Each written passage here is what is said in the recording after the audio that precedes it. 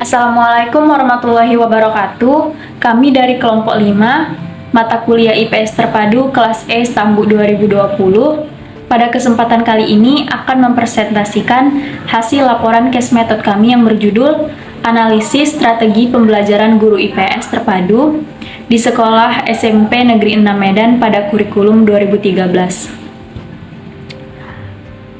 Adapun saya sendiri selaku moderator dan penyaji, yaitu Mutiara Salsabila Fitri Sagala, dan rekan-rekan saya yang berperan sebagai penyaji juga bernama Claudia Ataya Diva, Dwi Ranti Siagian, Elvi Yulita, John Kevin Bawamenewi, dan Clarissa Strina Tamba. Baiklah, langsung saja dimulai kepada latar belakang. Salah satu tujuan dari bangsa Indonesia ialah mencerdaskan kehidupan bangsa sebagaimana yang tertuang dalam pembukaan UUD 1945. Ada berbagai macam upaya yang dilakukan oleh bangsa Indonesia untuk mengembangkan kualitas pendidikan di Indonesia. Misalnya dengan membenahi lembaga pendidikan, meningkatkan mutu guru, memperbaiki proses pembelajaran, dan mengembangkan kemampuan siswa baik ranah kognitif, psikomotorik, dan afektif. Proses pembelajaran yang baik dan berkualitas memiliki fungsi dan tujuan untuk mengaktifkan siswa di dalam kelas serta meningkatkan pemahaman siswa terhadap pelajaran. Pembelajaran dikatakan berhasil dan berkualitas apabila siswa terlibat secara aktif dalam proses pembelajaran di kelas, serta meningkatkan pemahaman siswa di dalam kelas. Selanjutnya, rumusan masalah dan tujuan penelitian. Adapun rumusan masalah yaitu yang pertama, apakah hasil analisis strategi pembelajaran dari ketiga video tersebut? Dan yang kedua, bagaimana hasil analisis dari strategi pembelajaran IPS Terpadu yang dilaksanakan di SMP Negeri 6 Medan? Dan yang ketiga, bagaimana keterkaitan antara 3 link video yang dipaparkan dengan hasil di lapangan? Selanjutnya, adapun tujuan penelitian. Yang pertama, untuk mengetahui apa hasil analisis strategi pembelajaran dari ketiga video tersebut. Yang kedua, untuk mengetahui bagaimana hasil analisis dari strategi pembelajaran IPS Terpadu yang dilaksanakan di SMP Negeri 6 Medan. Dan yang kedua dan yang ketiga, untuk mengetahui bagaimana keterkaitan antara link video yang dipaparkan dengan hasil di lapangan. Baik, untuk bab selanjutnya akan dibahas oleh rekan saya. Selanjutnya ada bab 2, kajian teori. Yang pertama ada pengertian pembelajaran IPS. Pembelajaran IPS merupakan upaya menerapkan teori, konsep, prinsip, ilmu sosial untuk menelaah pengalaman, peristiwa, gejala, dan masalah sosial yang terjadi di masyarakat. Tujuan pembelajaran IPS sangat bervariasi. Dia Haryanti mengatakan bahwa tujuan utama ilmu pengetahuan sosial ialah untuk mengembangkan potensi peserta didik agar peka terhadap masalah sosial yang terjadi di masyarakat, memiliki sikap mental positif terhadap perbaikan segala ketimpangan yang terjadi di masyarakat.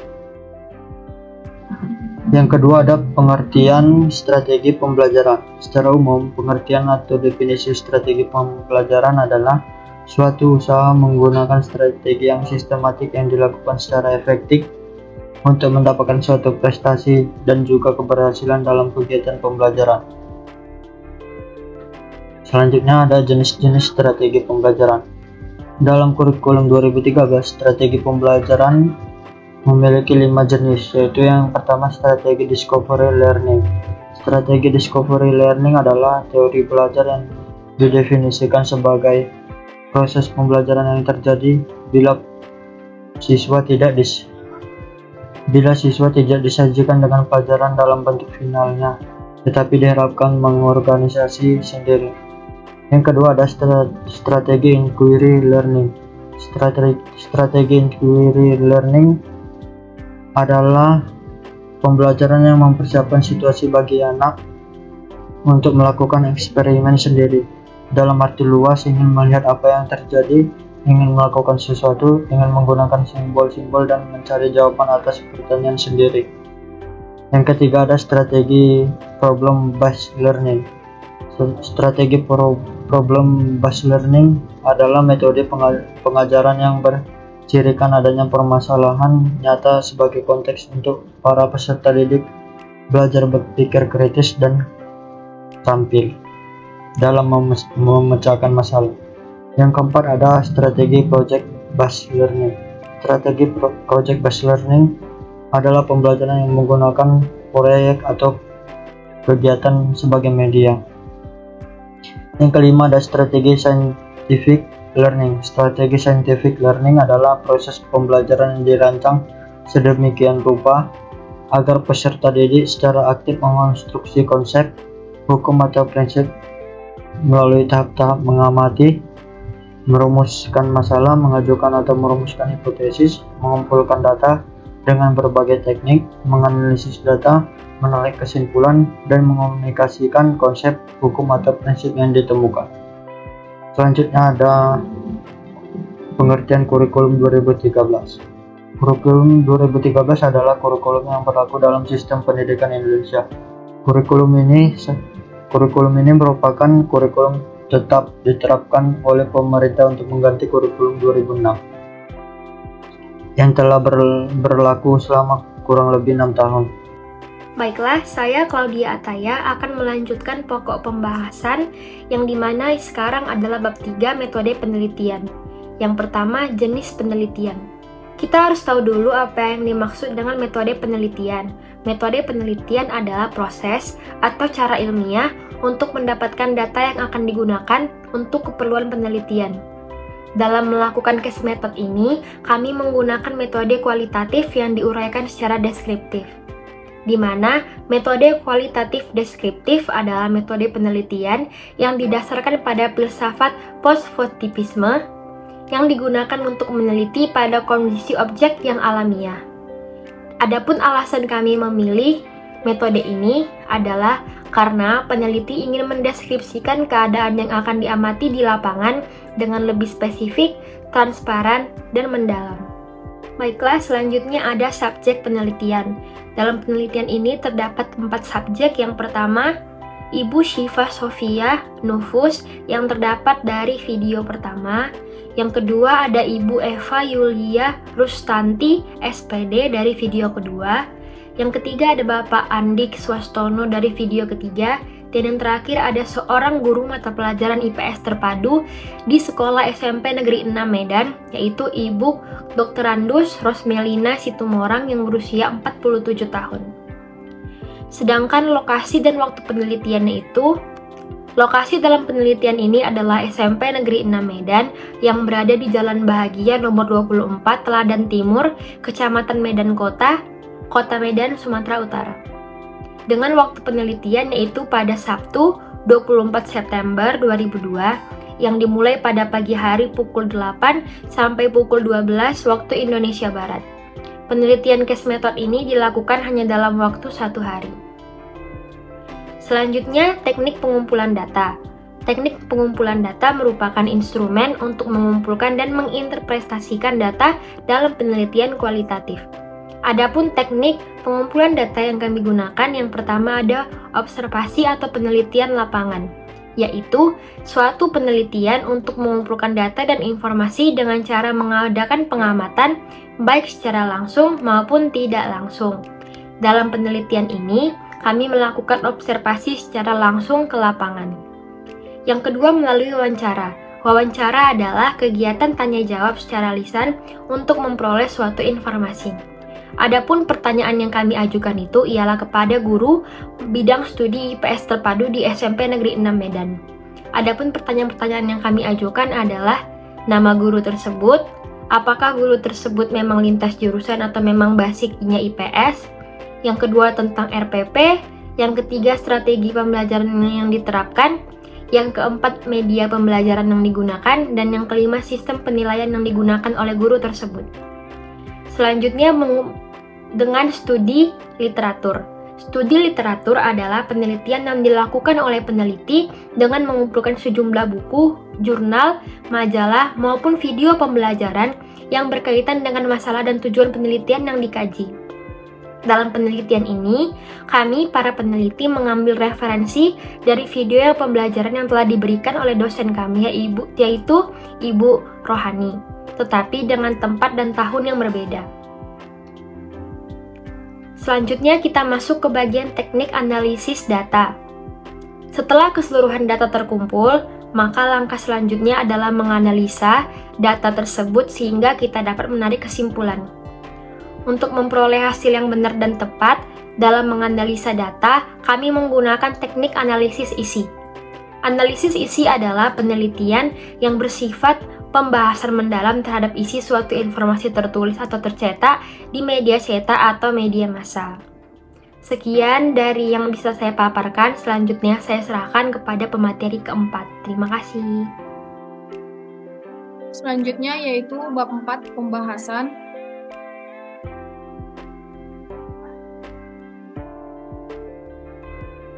Hasil analisis video 1 dan video 2.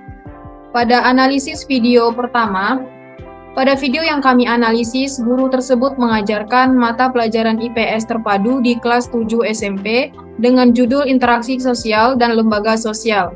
Dari video yang kami analisis, guru tersebut menggunakan metode ceramah pada saat proses pembelajaran berlangsung, di mana guru tersebut hanya mengandalkan buku paket di dalam menyampaikan materinya. Di samping itu juga, guru tersebut menjelaskan makna dari judul yang dipaparkan secara rinci seperti pengertian dari interaksi sosial, serta syarat-syarat terbentuknya dari interaksi sosial. Untuk analisis video kedua, yang mana dalam video tersebut, guru tampak bersemangat dalam melakukan proses mengajar. Hal tersebut juga dapat memicu semangat siswa dalam mengikuti proses KBM. Sebelum masuk pada pembahasan materi, guru memberikan stimulus pada siswa yang bertujuan untuk memberikan rangsangan pada siswa agar siswa merasa penting dalam mempelajari materi tersebut. Stimulus yang diberikan guru dalam video tersebut yaitu dengan mengajak siswa mengingat materi yang diajarkan pada pertemuan sebelumnya serta memberikan informasi tentang tujuan pembelajaran. Selanjutnya yaitu hasil analisis video ketiga, di mana yang pertama strategi yang digunakan guru tersebut ialah metode example non-example. Hasil pengamatan menunjukkan bentuk formasi belajar yang dilakukan guru dalam proses pembelajaran adalah bentuk kelompok. Guru tersebut menyiapkan psikis peserta didik untuk mengawali pembelajaran melalui pengajuan pertanyaan mengenai keadaan siswa. Guru tersebut menyiapkan media pembelajaran berupa beberapa gambar sesuai materi yang akan dibahas ataupun yang dianalisis, kemudian ditempelkan dan sebagian dibagikan kepada setiap kelompok. Selanjutnya itu dalam video tersebut, siswa diberikan kesempatan untuk mengajukan pendapat berdasarkan pengamatan terhadap media pembelajaran yang dilakukan. Baiklah, untuk materi selanjutnya akan dipaparkan oleh rekan saya. Nah, untuk materi selanjutnya yaitu hasil analisis strategi pembelajaran di lapangan. Dari hasil wawancara yang telah kami lakukan ialah menunjukkan bahwa RPP yang digunakan oleh Ibu Guru Rosmeliana tersebut dalam mengajar ialah RPP Kurikulum 2013, di mana RPP Kurikulum 2013 ini bertujuan untuk mempersiapkan manusia Indonesia agar memiliki kemampuan hidup sebagai pribadi dan warga negara yang beriman, produktif, kreatif, aktif, inovatif, dan efektif, serta mampu berkontribusi pada kehidupan bermasyarakat, berbangsa, bernegara, dan peradaban dunia. Adapun untuk strategi pembelajaran yang digunakan oleh Ibu Rosmeliana, yaitu strategi pembelajaran ekspositori, di mana guru tersebut masih menggunakan metode ceramah dan metode diskusi kelompok. Media pembelajaran yang digunakan oleh Ibu Guru Rosmeliana yaitu adalah media peta dunia dan juga media handphone. Untuk media pembelajaran IPS di sekolah tersebut memang masih belum memadai sehingga menghambat proses belajar mengajar di kelas. Yang berikutnya itu sistem penilaian.